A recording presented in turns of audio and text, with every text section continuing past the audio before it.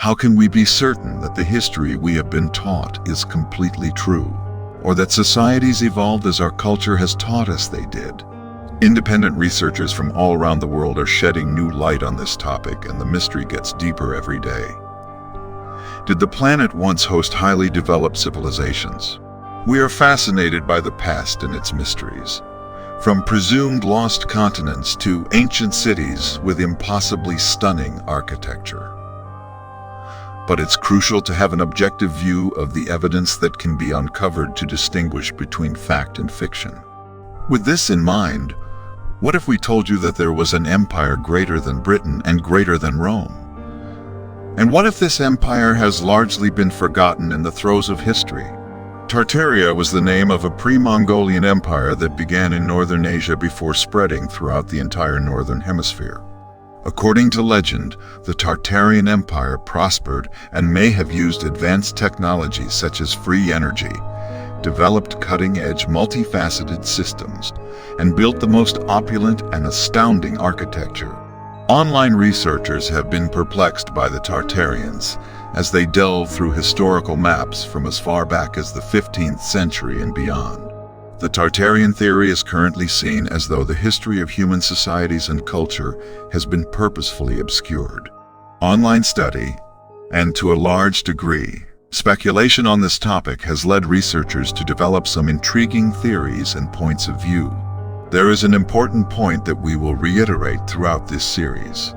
We will be talking about the actual Tartarian Empire at times, but also about the Tartarian Old World Theory, which is multifaceted and doesn't always have to do with the Tartarian Empire. It is important to distinguish the difference between the Tartarian Empire and the Tartarian Theory as they overlap, but are not exclusive of each other. Keep this in mind as we take you down the rabbit hole. One of the oldest mentions of Tartaria dates back to 1252 when Giovanni da Pian del Carpine wrote the book, The Story of the Mongols, whom we call the Tartars. In the very first chapter, he describes very vividly the details about Tartaria, including the landscape, the people, the culture, and even waging war against them. It is important to note that in the first chapters of this book, the inhabitants of Tartary are described in a different way from that of a highly advanced society of the past. It is mentioned, for example, that the climatic conditions of the Tartary region were very harsh for the sustenance of life. Furthermore, that the inhabitants of Tartary, although they were friendly among themselves, showed hostility with those who were not part of the empire. The fact that Tartaria is also the source of the Greek term Tartarus is significant and intriguing. The Tartarian Empire is thought to have been buried and eradicated during a cataclysm like a mud flood, which is why the Greeks used the term Tartarus to refer to the underworld, where lost souls spend eternity. The Tartarians, or Tartars, were an indigenous people who, at some point in history, were united into a large society that eventually developed into a great empire with a global reputation. According to legend, the Tartarians were exceptionally tall people, with some possibly standing 8 to 12 feet tall on average. To our modern average height of only about 6 feet, they would have been giants. This leads us to some important questions. Why were they completely wiped off the map? What happened to this great empire? It is said to have been possibly a single country split into multiple different smaller civilizations. These include Petite Tartary, Eastern Tartary, Chinese Tartary, and even Russian Tartary. There are multiple examples of old maps showing huge swaths of land with depictions of big cities throughout the empire. Where did these cities go, and what kind of technology did they use to build highly articulate architectural structures? We can see all kinds of antiquitech on these buildings. What were the true purpose of these spires on top of old buildings? The theory suggests that they were used to tap into free energy in the ether. Internet researchers have been making some wild claims, but one of the most interesting is that many of the modern cities we inhabit today were here long before us.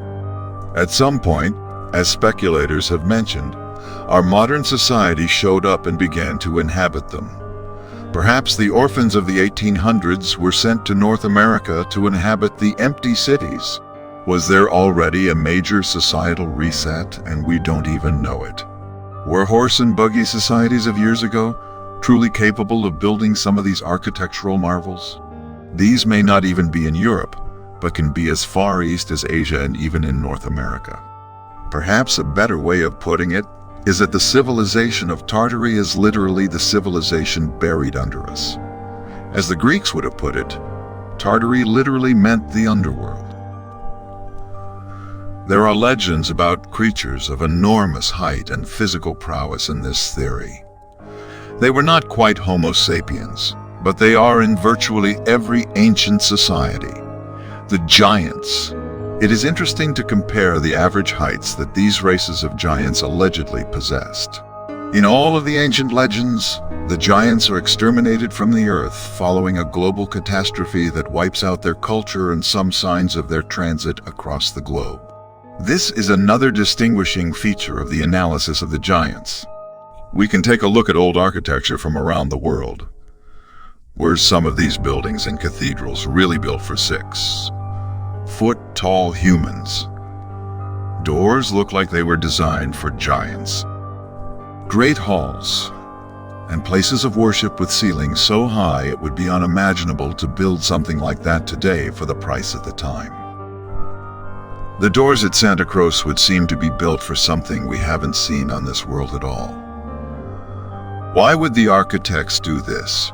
Was it really our society that built these structures? Did this ancient society have a bigger reach around the globe than we may have originally thought? There are countless examples of very similar symbols, architecture, maps, and general knowledge that can be found in impossible locations across the globe. The similarities can be found before humans were known to even travel such large distances. How did this knowledge move around the world so quickly? Why can we find examples of this in so many different places today? As the theory goes, the old world empire had technology not known to us and were far more advanced than we think. Throughout the 19th century there were a number of world's fairs in the modern era. Whether in Europe or North America, most people have heard of world's fairs. What was their intended purpose, though? As internet researchers have noted, these world's fairs were unbelievably expensive for the time.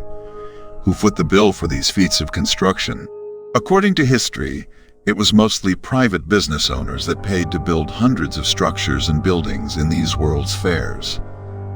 Take the Centennial Exposition of 1876 in Philadelphia. The main building itself enclosed a jaw-dropping 21.5 acres of space. It measured 464 feet by 1880 feet long. Would anyone build such a structure these days only to tear it down? Yes, they were temporary buildings, and eventually most were torn down.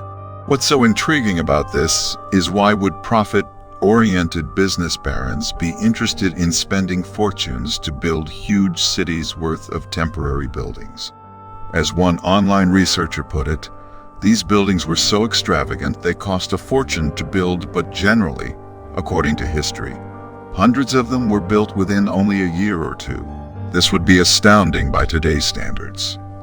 Further, these huge and expensive world's fairs were all operated at a loss. If society still had these today, who would pay for it? Do these buildings look temporary? What really is strange is that there aren't many photos of the construction of these world's fairs. Mostly only deconstruction photos. Apparently, many people attended these. You can look at the population of some of the cities they were built in at the time, and it was only a few thousand people. Why would they do this for only a few thousand people? Who had the skills to build these structures in a horse and buggy society? Is it possible that the orphan trains and boats of the 19th century were used to populate the New World? As some researchers have claimed, the cities already existed, and if populated by orphans, humanity would essentially suffer a collective memory loss. Even insane asylums at the time were overboard for the populations they served. Were there an abundance of people that needed to go to insane asylums? The architecture for these places, just as in previously mentioned locations, is over and above what would be required for an insane asylum.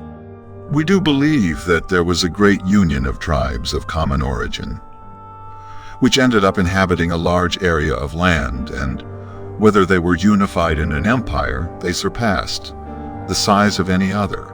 Among some of the details concerning the theory, it is mentioned, for example, that the great structures of the Tartars that worked through the ether and that fed their cities are currently used by the great world elites as museums, castles of royalty, and religious sanctuaries.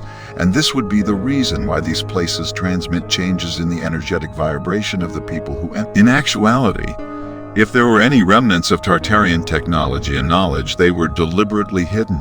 But is it really that easy to hide so much evidence? Did the so-called mud flood occur worldwide?